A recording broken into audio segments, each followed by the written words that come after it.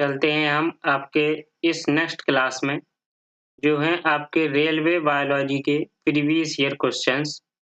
बहुत ही महत्वपूर्ण हैं, जो ग्रुप डी एग्ज़ाम और ALP, RPF, NTPC, JEE exam के लिए बहुत ही महत्वपूर्ण है। जिसको भी जहाँ समझ में ना आए, आप हमें कमेंट करके बता सकते हैं।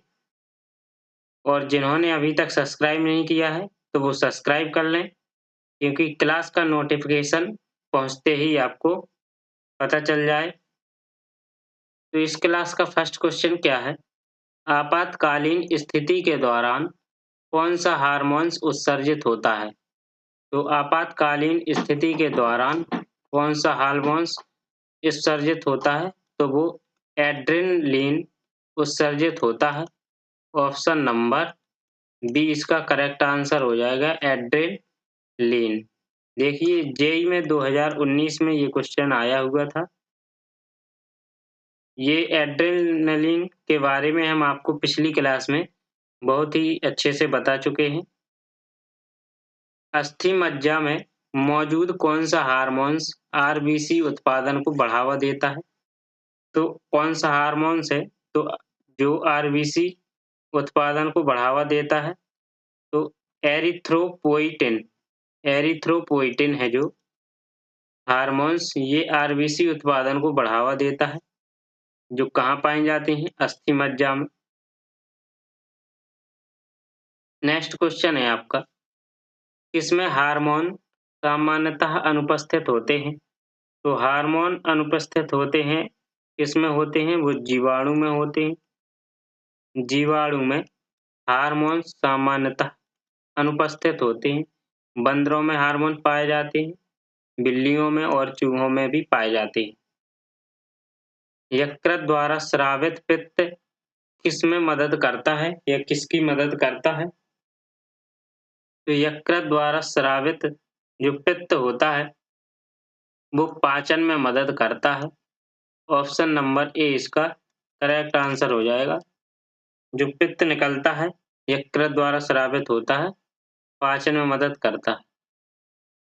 निम्नलिखित में से क्या महिला प्रजनन तंत्र का एक हिस्सा नहीं है?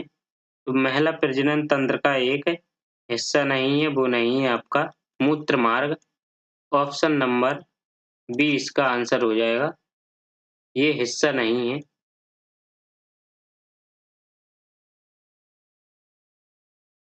जनसंख्या वृद्धि को नियंत्रित करने में जन्म नियंत्रण कार्यक्रमों की सफलता दर करने हेतु निम्न में से कौन-सा कारक सबसे महत्वपूर्ण है? तो सबसे महत्वपूर्ण कारक है वो लोगों द्वारा गर्भनिरोधक विधियों की स्वीकार्यता। ऑप्शन नंबर बी इसका आंसर हो जाएगा करेक्ट। नीचे दिए गए विकल्पों में से गर्भनिरोधक की यांत्रिक बाधा विधि के लिए सही उदाहरण का चयन करें। तो इसका आंसर हो जाएगा आपका कंडोम का उपयोग। ऑप्शन नंबर बी इसका करेक्ट आंसर हो जाएगा। ये ग्रुप डी में क्वेश्चन में आया हुआ था 2022 के एग्जाम में। जटिल शारीरिक बनावट वाले लैंगिक प्रजनन करने वाले जीवों की जनन कोशिकाओं में कौन-सी विशिष्टताएँ पाई जाती हैं? तो वो आपकी ऑप्शन नंबर सी इसका करेक्ट आंसर हो जाएगा। नर जनन कोशिका छोटी और गतिशील, मादा जनन जो कोशिका होती है, तो खाद्य भंडार युक्ति बड़ी होती है। ऑप्शन नंबर सी इसका करेक्ट आंसर हो जाएगा। निम्नलिखित में से कौन-सी विधि एक शल्य चिकित्सा पद्धति है? कौन-सी विधि है जो एक शल्य चिकित्सा पद्धति है, जिसका उपयोग पुरुषों में शुक्राणु के स्थानांतरण को रोकने के लिए किया जाता है? तो किसका प्रयोग किया जाता है उपयोग? शुक्र वाहिका को अवरुद्ध किया जाता है। ऑप्शन नंबर डी, शुक्र वाहिका को अवरुद्ध किया जाता है। यानी कि जो वो होता है जिसका उपयोग पुरुषों के स्थानांतरण को रोकने के लिए किया जाता है।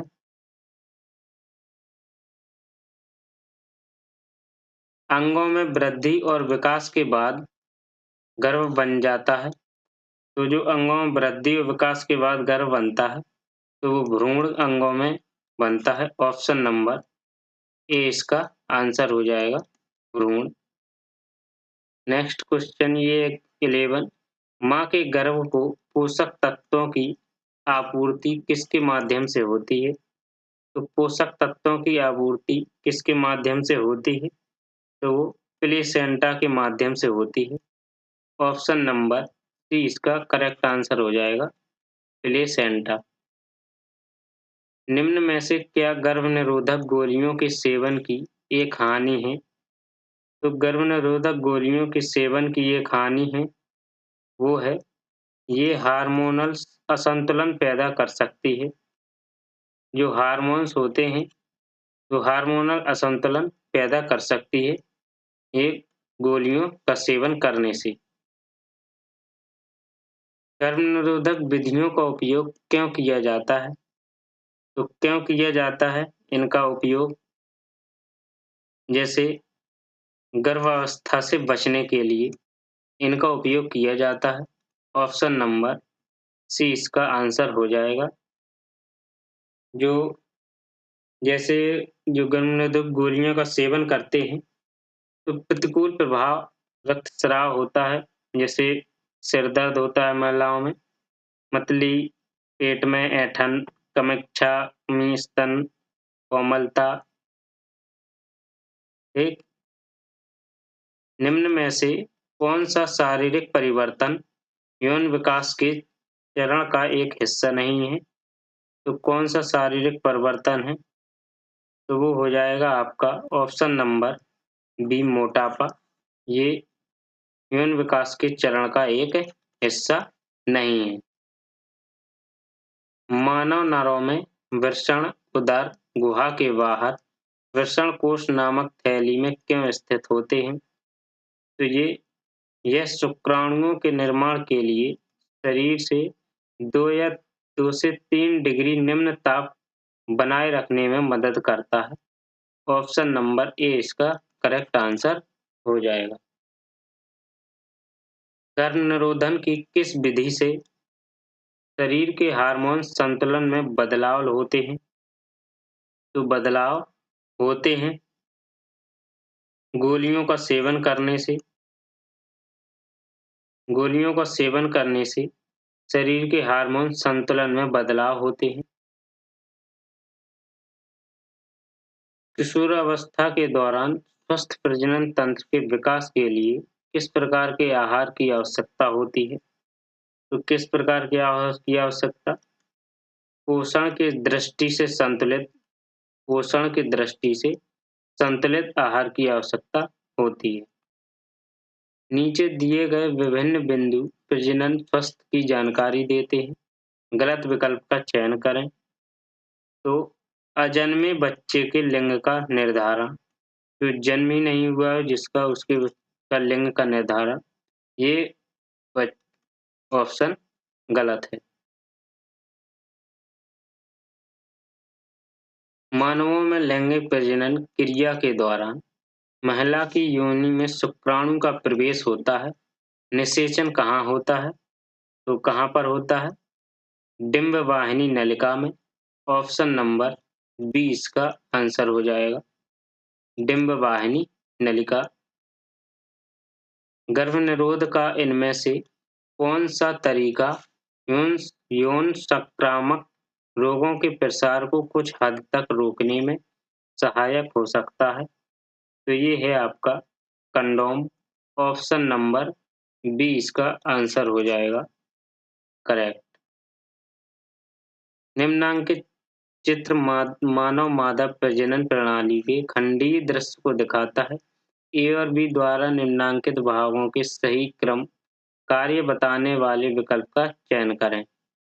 ये मानव स्त्री जो मादा होती है, तो उसके ये दृश्य दिया गया है जो, तो ऑप्शन नंबर इसका आंसर हो जाएगा सी, ए भ्रूण का प्रत्यारोपण और विकास है। जो ए है ये ए भ्रूण का प्रत्यारोपण और विकास है। बी अंडाणु का निषेचन है, यहाँ से अंडाणु का निषेचन है। ऑप्शन नंबर सी इसका आंसर करेक्ट हो जाएगा। लड़कियों को मासिक धर्म, रजोधर्म के दौरान संक्रमक और बीमारी होने से बचने के लिए स्वास्थ्य और स्वच्छता के संबंध में विशेष ध्यान रखना चाहिए। इस संबंध में निम्न में से कौन सा कथन गलत है? तो लड़कियों का अपने मासिक धर्म या रजोधर्म चक्र का ध्यान रखना चाहिए। मासिक धर्म की शुरुआत के लिए तैयार रहनी चाहिए। लड़कियों के सैनिटरी नैपकिन या घर पर तैयार किए गए साफ पैड का इस्तेमाल करना चाहिए। लड़कियों को पोषण संबंधी जरूरतों की पूर्ति के लिए चिप्स और पैक या डिब्बा बंद नाश्ते का सेवन करना चाहिए। ऑप्शन नंबर सी इसका करेक्ट आंसर हो जाएगा। Option number C. निम्नलिखित में से कौन सी नसबंदी विधि एक स्थायी विधि है? तो कौन सी नसबंदी विधि एक स्थायी विधि है? वो ऑप्शन नंबर सी सर्जरी द्वारा नसबंदी। सर्जरी द्वारा नसबंदी एक स्थायी विधि है। ऑप्शन नंबर सी करेक्ट हो जाएगा। महिलाओं में यौवनारंभ के दौरान पहला मासिक धर्म किसके रूप में जाना जाता है? तो वो रजोदर्शन के रूप में जाना जाता है। ऑप्शन नंबर सी इसका करेक्ट हो जाएगा। पद मासिक धर्म की समाप्ति को संदर्भित करता है। तो पद मासिक धर्म की समाप्ति को रजोनिवृत्ति जो होता है, ये पद मासिक धर्म की समाप्ति को संदर्भित करता है। गर्भनिरोधन की कौन सी विधि एचआईवी के संक्रमक को रोक सकती है? तो कौन सी विधि है जो एचआईवी के संक्रमक को रोक सकती है? केवल रोध विधियां। ऑप्शन नंबर बी इसका आंसर हो जाएगा, केवल रोध विधियां। लूप किस प्रकार गर्भनिरोधक के रूप में कार्य करता है? तो लूप किस प्रकार कार्य करता है? तो यह डिंबवाही नलिकाओं के मार्ग को अवरुद्ध कर देता है। क्या कर देता है? ये डिंबवाही नलिकाओं के मार्ग को अवरुद्ध कर देता है। महिलाओं में गर्भाशय की भित्ति स्वयं को विकासशील निषेचित अंडाणु को ग्रहण करने के लिए तैयार करती हैं। यदि निषेचन नहीं होता है तो गर्भाशय की भित्ति की मोटी परत निस्तारित होकर रक्त के साथ शरीर से बाहर निकल जाती है। इसे क्या कहा जाता है? तो इसे क्या कहा जाता है? मासिक धर्म या रजोधर्म कहा जाता है। ऑप्शन नंबर बी इसका करेक्ट आंसर हो जाएगा। निम्नलिखित में से कौन सी गर्भनिरोधक विधि अवांछित गर्भधारण और एसटीडी दोनों को नियंत्रित करने के लिए उपयोगी है? तो कौन सी है उपयोगी? कंडोम। ऑप्शन नंबर बी इसका आंसर हो जाएगा करेक्ट। निम्न में से किस विधि का उपयोग कुछ हद तक एसटीडी की रोकथाम के लिए किया जाता है? तो एसटीडी की रोकथाम के लिए यही फिर से वही आंसर कंडोम का उपयोग किया जाता है। यौन क्रिया के दौरान कंडोम का प्रयोग करके कुछ हद तक एसटीडी को रोकथाम किया जा सकता है। एक गर्भनिरोधक तकनीक जो गर्भाशय के भीतर शुक्राणुओं के फैगोसाइटोसिस को बढ़ाती है वह कौन सी है? तो यह है आपकी कॉपर टी का उपयोग। ऑप्शन नंबर बी इसका करेक्ट आंसर हो जाएगा, कॉपर टी का उपयोग।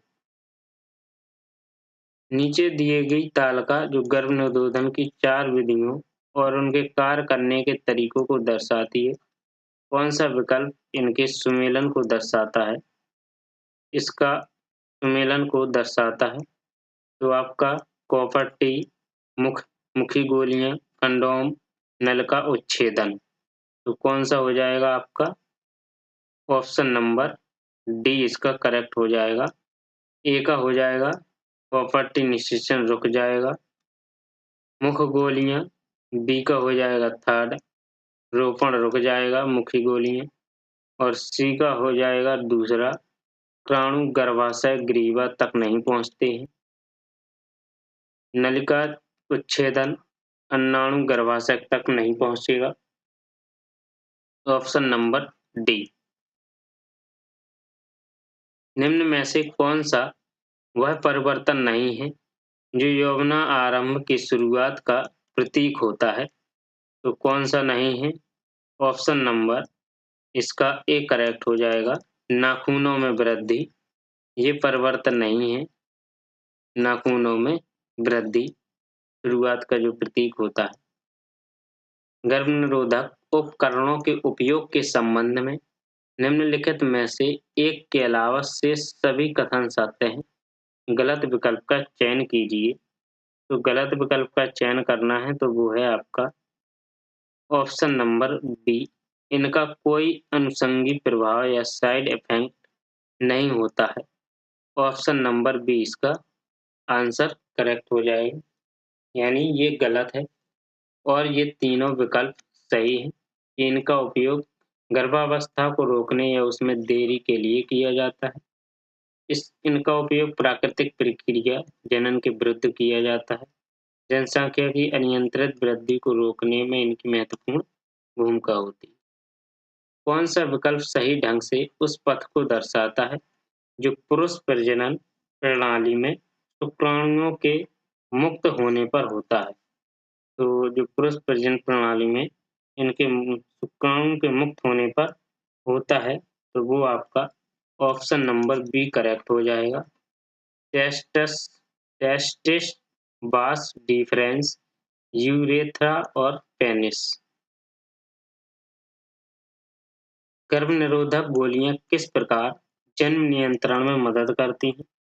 तो जन्म नियंत्रण में मदद करती हैं इस प्रकार गोलियां। तो ये आपका आंसर हो जाएगा ऑप्शन नंबर ए, अंडाशय से अंडों का मुक्त होना रोककर। अंडाशय से अंडों का मुक्त होना ये रोककर ये होता है। किशोरावस्था के दौरान मानव शरीर में अनेक परिवर्तन होते हैं।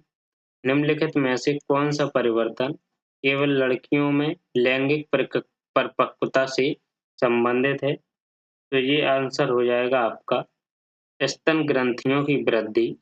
ऑप्शन नंबर डी इसका आंसर हो जाएगा करेक्ट। प्राणियों में जनन अंग नर और मादा युग्मक उत्पन्न करते हैं जो संलयित होकर क्या बनाते हैं? तो जो संलयित होकर युग्मनज बनाते हैं, क्या बनाते हैं? युग्मनज बनाते हैं। माँ के गर्भ में बच्चा किसके माध्यम से अपना पोषण प्राप्त करता है? तो माँ के गर्भ में बच्चा ये बीजांडासन के माध्यम से अपना पोषण प्राप्त करता है, बीजांडासन के माध्यम से। लैंगिक प्रजननशील प्राणियों में समान गुण के वंशाणुओं के कितने प्रतिरूप मौजूद होते हैं? तो कितने प्रतिरूप? इसके 2 प्रतिरूप मौजूद होते हैं। ऑप्शन नंबर सी इसका आंसर करेक्ट हो जाएगा। मानव नरों में मूत्र और वीर्य के प्रवाह के लिए एक ही मार्ग है जिसे क्या कहा जाता है? जिसे मूत्र मार्ग कहा जाता है। ऑप्शन नंबर सी इसका करेक्ट आंसर हो जाएगा। गतिशील जीवाणु कोशिका को क्या कहा जाता है? तो जो गतिशील जीवाणु होता है उस कोशिका को क्या कहा जाता है? तो नर युग्मक कहा जाता है। ऑप्शन नंबर बी इसका आंसर हो जाएगा, नर युग्मक। चलते हैं नेक्स्ट क्वेश्चन पर। यदि शामिल हो तो क्या शामिल हो और अधिक विविधता उत्पन्न हो जाएगी? तो क्या शामिल हो जो अधिक विविधता उत्पन्न हो जाएगी? तो लैंगिक प्रजनन यदि शामिल हो तो और भी अधिक विविधता उत्पन्न हो जाएगी। अलैंगिक प्रजनन लैंगिक प्रजनन से भिन्न है। अलैंगिक प्रजनन में क्या होता है? अलैंगिक प्रजनन लैंगिक प्रजनन से भिन्न है। तो इसमें नए जीव आनुवंशिक रूप से जनक माता-पिता के समान होते हैं। क्या होते हैं? माता-पिता के समान होते हैं। पुरुष में प्राथमिक यौन अंग कौन-सा होता है? तो पुरुष में प्राथमिक यौन अंग वो वृषण होता है। ऑप्शन नंबर 20 का करेक्ट आंसर हो जाएगा वृषण। सिंगोमी कहलाता है। तो सिंगोमी क्या कहलाता है? वो आपका हो जाएगा एक शुक्राणु का एक अंडाणु से संयुग्मन। एक शुक्राणु का एक अंडाणु से संयुग्मन सिंगोमी कहलाता है या सिंगैमी कहलाता है। बढ़ते हुए भ्रूण के धारण और पोषण के लिए हर महीने मादा प्रजनन प्रणाली का कौन-सा हिस्सा अपने आप को तैयार करता है? तो वो क्या कौन-सा हिस्सा करता है? तो वो करता है गर्भाशय। जो गर्भाशय होता है तो पोषण के लिए हर महीने मादा प्रजनन प्रणाली अपना हिस्सा ये तैयार करता है गर्भाशय। ऑप्शन नंबर 20 का आंसर हो जाएगा भ्रूण के धारण के लिए। गर्भाशय किसके माध्यम से योनि में खुलता है? तो गर्भाशय ग्रीवा के माध्यम से योनि में खुलता है। ऑप्शन नंबर डी इसका करेक्ट आंसर हो जाएगा। इम्प्लांटेशन किसकी प्रक्रिया है? तो इम्प्लांटेशन एक गर्भाशय के लाइनिंग से युग्मनज का जोड़ना। गर्भाशय के लाइनिंग से युग्मनज का जोड़ना ये इम्प्लांटेशन किसकी प्रक्रिया है? प्रोस्टेट ग्रंथि किसके नीचे मौजूद होती है? तो प्रोस्टेट ग्रंथि मूत्राशय के नीचे मौजूद होती है। प्रोस्टेट ग्रंथि ऑप्शन नंबर ए इसका करेक्ट आंसर हो जाएगा। मानव शरीर में प्रोस्टेट एक है। तो मानव शरीर में प्रोस्टेट एक ग्रंथि है। क्या है? मानव शरीर में प्रोस्टेट एक ग्रंथि है। अंडा अंडाशय से कोख में जो अंडा अंडाशय से कोख में इसके माध्यम से लाया जाता है। तो ये इसके माध्यम से डिंब वाहिनी के माध्यम से अंडा अंडाशय से कोख में लाया जाता है। ऑप्शन नंबर सी इसका आंसर हो जाएगा। भ्रूण को एक विशेष ऊतक की सहायता से माँ के रक्त से पोषण प्राप्त होता है। तो माँ के रक्त से पोषण प्राप्त होता है वो गर्भनाल इसकी सहायता से गर्भनाल की सहायता से माँ के रक्त से पोषण प्राप्त होता है। मनुष्यों में पाए जाने वाले प्लेसेंटा ऊतक द्वारा निम्न में से कौन सा काम किया जाता है? तो प्लेसेंटा ऊतक द्वारा भ्रूण से अपशिष्टों को बाहर निकालना और भ्रूण को पोषण प्रदान करना। जो अपशिष्ट होते हैं उनको बाहर निकालना, भ्रूण को पोषण प्रदान करना ये प्लेसेंटा ऊतक द्वारा काम किया जाता है। गर्भाशय में भ्रूण को पोषण प्रदान करने वाला ऊतक है। तो गर्भाशय में भ्रूण को कौन सा पोषण है जो प्रदान करता है ऊतक? पोषण प्रदान करने वाला ऊतक ये है विली। ऑप्शन सॉरी ये है आपका प्लेसेंटा। कौन है? ये आपका प्लेसेंटा है। ऑप्शन नंबर डी इसका करेक्ट आंसर हो जाएगा प्लेसेंटा। मानव प्रजनन प्रणाली का कौन सा हिस्सा माँ के रक्त से भ्रूण को पोषण प्रदान करने में मदद करता है? तो ये पोषण प्रदान करने में मदद करता है ये गर्भनाल करता है। कौन करता है? गर्भनाल। ये माँ के रक्त से भ्रूण को पोषण प्रदान करने में प्राप्त करने में मदद करता है। उस अंग का नाम दें जहाँ भ्रूण विकसित होता है। तो उस अंग का नाम क्या है जहाँ भ्रूण विकसित होता है? तो वो है आपका गर्भाशय। जहाँ भ्रूण विकसित होता है उस अंग का नाम गर्भाशय है। वृषण इसमें उदर गुहा के बाहर स्थित होते हैं। तो ये वृषण इसमें होते हैं। अंडकोश की थैली अंडकोश की थैली में उदर गुहा के बाहर स्थित होते हैं। निषेचन के परिणाम स्वरूप किस एक का निर्माण होता है? तो निषेचन के परिणाम स्वरूप ये युग्मनज का निर्माण होता है। ऑप्शन नंबर डी इसका करेक्ट हो जाएगा। निम्नलिखित में से कौन सी एक प्रजनन कोशिका है? तो निम्नलिखित में से कौन सी एक प्रजनन कोशिका है वो बताना है। प्रजनन कोशिका ये आंसर हो जाएगा। ऑप्शन नंबर ए इसका करेक्ट आंसर हो जाएगा। प्रजनन कोशिका युग्मक है। महिलाओं में यौवन की शुरुआत किससे होती है? तो महिलाओं में यौवन की शुरुआत रजोदर्शन से होती है। ऑप्शन नंबर डी इसका करेक्ट आंसर हो जाएगा। रजोदर्शन। ईएलपी और टेक्नीशियन में ये क्वेश्चन आया हुआ था। मादाओं में अंडाणु उत्पादन की प्रक्रिया को क्या कहा जाता है? तो मादाओं में अंडाणु उत्पादन की प्रक्रिया को अंडजनन कहा जाता है। क्या कहा जाता है? अंडजनन। ऑप्शन नंबर ए इसका करेक्ट आंसर हो जाएगा। मानव शरीर में निषेचन की प्रक्रिया कहाँ संपन्न होती है? तो मानव शरीर में निषेचन की प्रक्रिया फैलोपियन ट्यूब में संपन्न होती है। फैलोपियन ट्यूब में संपन्न होती है। ऑप्शन नंबर सी इसका आंसर हो जाएगा। मनुष्यों में निषेचन किसमें होता है? तो मनुष्यों में निषेचन फैलोपियन ट्यूब में होता है। कहाँ पर? फैलोपियन ट्यूब में होता है।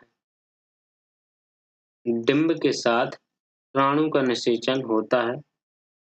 तो डिंब के साथ शुक्राणु का निषेचन फैलोपियन ट्यूब में होता है। कहाँ होता है? डिंब के साथ शुक्राणु का निषेचन फैलोपियन ट्यूब में होता है। मनुष्य के नवजात शिशु को स्तन ग्रंथि से निकले पहले स्राव को पिलाया जाता है जिसे कोलोस्ट्रम कहते हैं। कोलोस्ट्रम प्रदान करता है। तो क्या प्रदान करता है? तो यह हो जाएगा आपका रोग प्रतिरोधक शक्ति। ऑप्शन नंबर बी इसका करेक्ट आंसर हो जाएगा। रोग प्रतिरोधक शक्ति। गर्भ निरोधक गोलियों में क्या शामिल होता है? तो गर्भ निरोधक गोलियों में वो आपका प्रोजेस्टेरॉन और एस्ट्रोजन का गौण मिश्रण ये शामिल होता है। प्रोजेस्टेरॉन और एस्ट्रोजन का गौण मिश्रण शामिल होता है। प्रजनन ऊतकों का परिपक्व होना शुरू हो जाने पर सामान्य रूप से शरीर का विकास कम होने लगता है। किशोरावस्था की इस स्थिति को क्या कहा जाता है? तो किशोरावस्था की इस स्थिति को यौवन कहा जाता है। क्या कहा जाता है? यौवन। ऑप्शन नंबर सी इसका आंसर हो जाएगा। उस उम्र का नाम है जिसके दौरान मानव और पुरुषों के प्रजनन अंग कार्यात्मक हो जाते हैं। गोनाइड्स युग्मों और सेक्स हार्मोन्स का उत्पादन शुरू कर देते हैं और मानव यौन के प्रति परिपक्व हो जाते हैं। तो ऑप्शन नंबर डी किशोरावस्था। ऑप्शन नंबर डी इसका आंसर हो जाएगा। किशोरावस्था। शुक्राणु और युग्मक के संयोग की कौन सी प्रक्रिया युग्मज नामक एक संरचना के निर्माण में परिणामित होती है? तो होती है परिणामित वो निषेचन। इसके निर्माण में निषेचन के निर्माण में परिणामित होती है। शुक्राणु का निर्माण किसमें होता है? तो किसमें होता है शुक्राणुओं का निर्माण? वो वृषण में होता है। ऑप्शन नंबर बी इसका करेक्ट आंसर हो जाएगा। पुरुषों में वृषण कोष शरीर के बाहर क्यों होता है? तो पुरुषों में वृषण कोष शरीर के बाहर इसलिए होता है क्योंकि शुक्राणु निर्माण के लिए सामान्य शरीर के तापमान की तुलना में कम तापमान की आवश्यकता होती है। ऑप्शन नंबर बी इसका आंसर हो जाएगा। पुरुष में कितने अंडकोश होते हैं? तो पुरुष में 2 अंडकोश होते हैं। ऑप्शन नंबर ए इसका आंसर हो जाएगा करेक्ट। बढ़ते भ्रूण के लिए पोषक तत्व के रूप में कार्य करता है। तो बढ़ते भ्रूण के लिए पोषक तत्व के रूप में भ्रूणपोष कार्य करता है। ऑप्शन नंबर सी इसका करेक्ट आंसर हो जाएगा भ्रूणपोष। उस वाहिनी का नाम बताइए जो पुरुष के वृषण से निकलती है और शुक्राणु को शरीर में ले जाती है। तो वो कौन है? इसका आंसर हो जाएगा ऑप्शन नंबर डी शुक्रवाहिका जो होती है ये पुरुषों के वृषण से निकलती है और शुक्राणु को शरीर में ले जाती है। शुक्राणु अस्थायी रूप से किसमें रखे जाते हैं? तो ये किसमें रखे जाते हैं? वो अधिवृषण में। ये शुक्राणु अस्थायी रूप से अधिवृषण में रखे जाते हैं। इनमें से कौन सा मनुष्यों में पुरुष प्रजनन अंग का एक हिस्सा है? तो पुरुष प्रजनन अंग का एक हिस्सा है वो है शुक्रवाहिका। शुक्रवाहिका ऑप्शन नंबर ए इसका करेक्ट हो जाएगा। निम्नलिखित में से कौन महिला जनन अंग नहीं है? तो महिला जनन अंग नहीं है तो कौन नहीं है? ऑप्शन नंबर बी ये महिला जनन अंग नहीं है शुक्रवाहिका। निम्नलिखित में से कौन सा मानवों में पुरुष प्रजनन प्रणाली का हिस्सा नहीं है? तो मानवों में पुरुष प्रजनन प्रणाली का हिस्सा नहीं है वो नहीं है अंडाशय यानी ओवरी। ये मानव पुरुष प्रजनन प्रणाली का हिस्सा नहीं है। निम्नलिखित में से कौन सा मादा प्रजनन तंत्र का एक हिस्सा नहीं है? तो मादा प्रजनन तंत्र का एक हिस्सा नहीं है तो वो आपका शुक्रवाहिका नहीं है। ऑप्शन नंबर डी इसका करेक्ट हो जाएगा। इसमें मांसपेशियों के लयबद्ध संकुचन के परिणाम स्वरूप बच्चा पैदा होता है। यह बच्चा पैदा होता है तो वो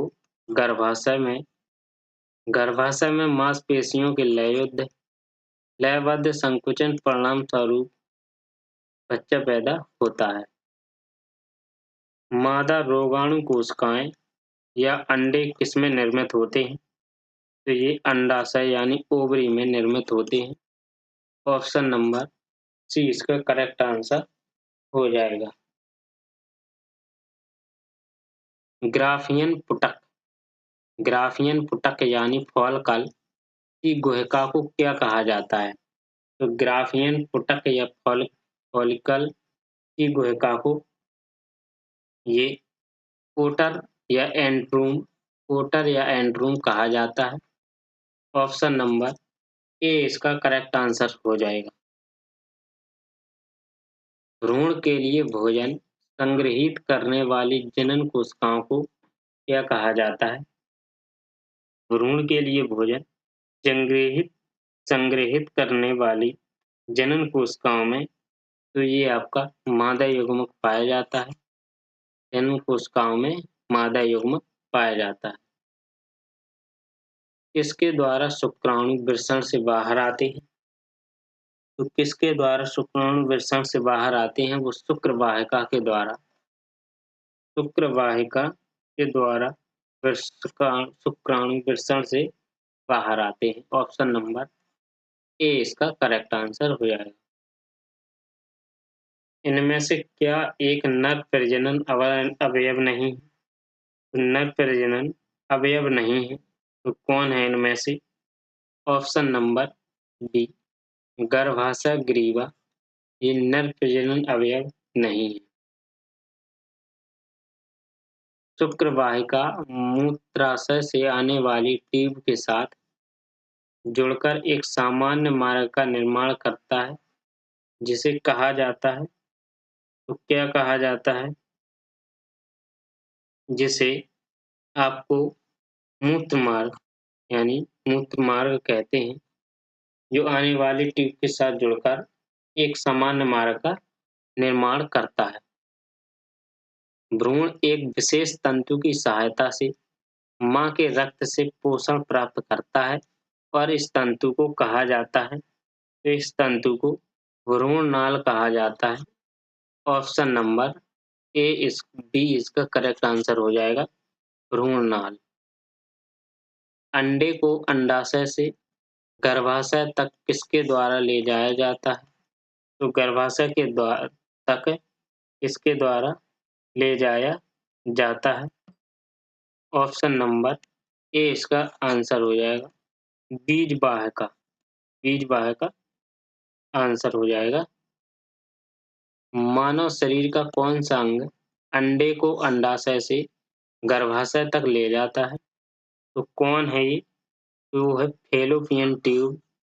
फैलोपियन ट्यूब मानव शरीर का ऐसा अंग है जो अंडे को अंडाशय से गर्भाशय तक ले जाता है।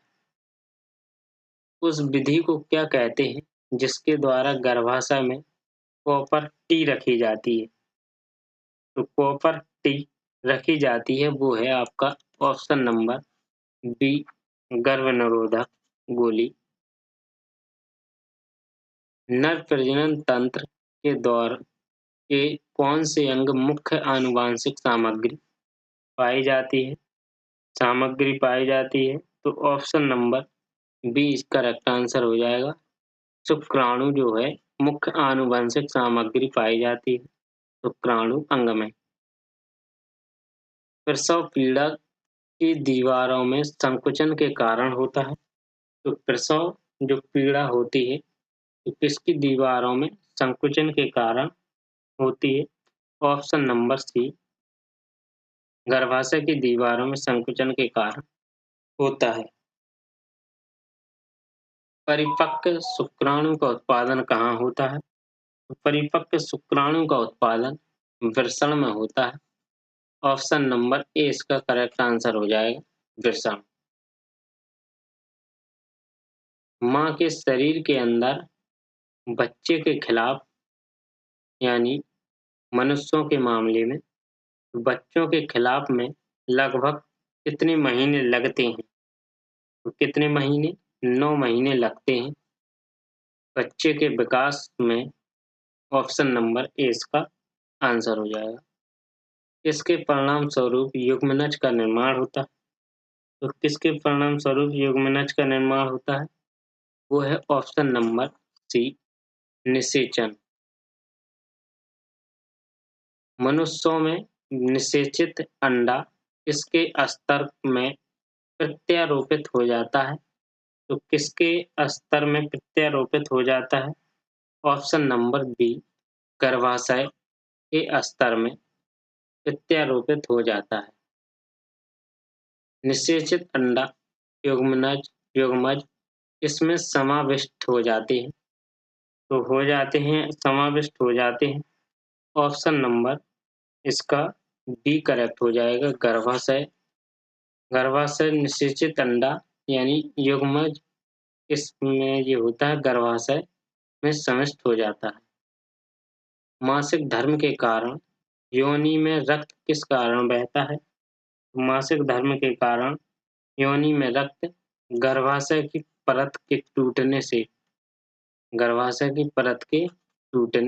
से प्रजनन की प्रक्रिया के दौरान उत्पन्न होने वाली भिन्नताएं हो सकती